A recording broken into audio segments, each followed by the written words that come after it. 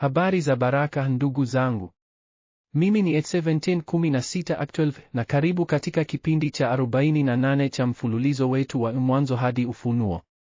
Leo tunasoma kuhusu mwanzo wa ukuhani wa Israeli, siku ambayo ilibadilisha kila kitu. Katika Walawi sura ya 8 hadi 10 tunaona Haruni na wanawe wakiwekwa kuwa makuhani wa kwanza.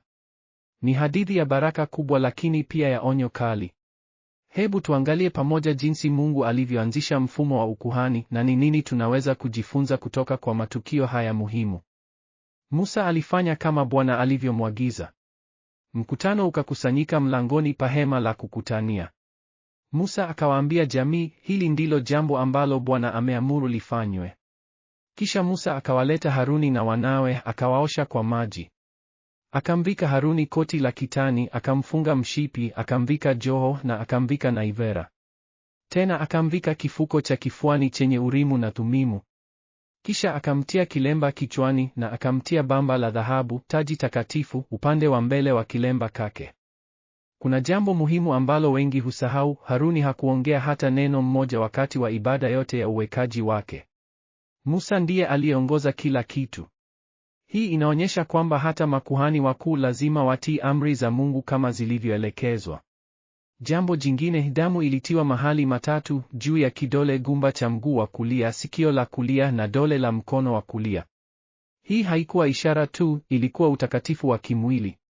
Kila sehemu ya mwili wa kuhani ilihitaji kutakaswa. Hapa tunaona mabadiliko makuu matatu. Kwanza, ibada ilihamia kutoka kwa familia kwenda taifa lote. Sasa kuna mfumo rasmi wa ukuhani. Pili, uongozi uligawanyika. Musa alikuwa nabii, Haruni akawa kuhani mkuu.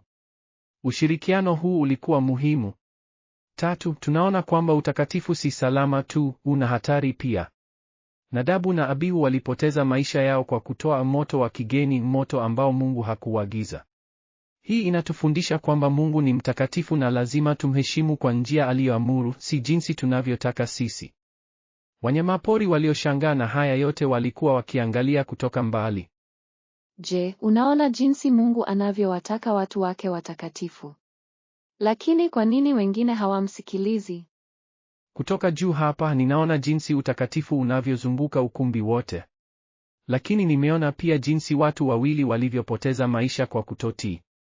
Mimi ninafanya tu kile ninachosonga, lakini binadamu wanachagua. Wana baraka kubwa kuliko sisi, lakini mara nyingi hawatumii vizuri. Naona makuhani wanaweka mikono juu yangu kabla ya kunichinja. Je, ni ishara ya kitu kikuu kinachokuja? Sasa ni nini tunaweza kujifunza kutoka kwa hadithi hii? Kwanza, lazima tuongee na Mungu kwa njia aliyoagiza. Hatuwezi kuongeza au kupunguza amri zake. Pili, utakatifu si mchezo. Mungu ni mtakatifu na anahitaji tuheshimu. Tatu, tunahitaji waombezi.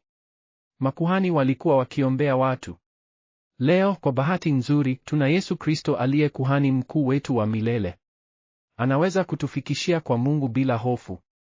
Lakini bado lazima tumheshimu na tumtegemee yeye. Hebu tuombe pamoja. Baba wa anga, tunakushukuru kwa ukuhani wa Yesu Kristo. Kama vile makuhani wa zamani walivyotoa dhabihu kwa ajili yetu, Yesu alitoa mwenyewe kwa ajili ya dhambi zetu. Tusaidie tumheshimu, tumtegemee na kutembea katika utakatifu wake. Tufundishe kutii amri zako kama alivyofanya Haruni, na tutuepushe na tamaa za kutoa moto wa kigeni njia zetu badala ya njia zako. Katika jina la Yesu, amin. Jiandikishe kwa maudhui zaidi ya kusoma Biblia.